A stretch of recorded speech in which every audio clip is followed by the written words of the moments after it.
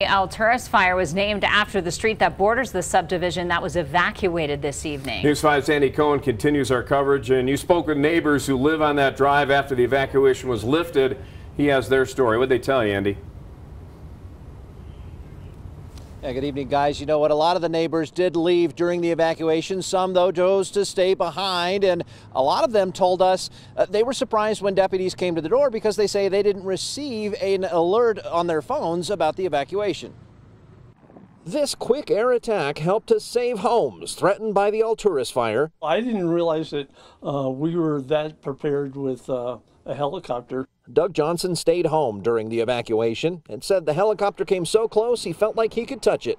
Had the flashbacks from the west side with, the fire up in mountain shadows and stuff like that.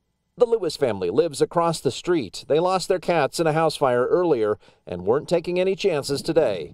It was a little hectic, but everything worked out. So he learned about the evacuation from his sister-in-law, who called just as deputies came to the door. I got the alert on my smartphone earlier about the Stetson Hills fire, but had no idea about this. Outside of the evacuation zone, neighbors watched and worried. It's really heartbreaking because this is actually one of my main roads I take into work.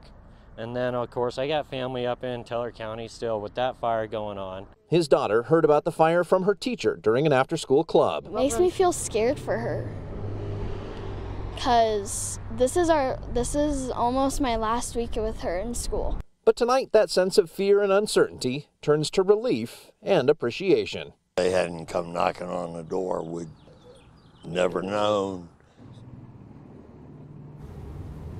And that burn area for the Alturas fire just beyond those barricades back there, and you can see we got some firefighters who are stationed out here keeping an eye on things, even though it is much calmer than it was earlier this evening. Reporting live in Colorado Springs, Andy Cohen, News 5.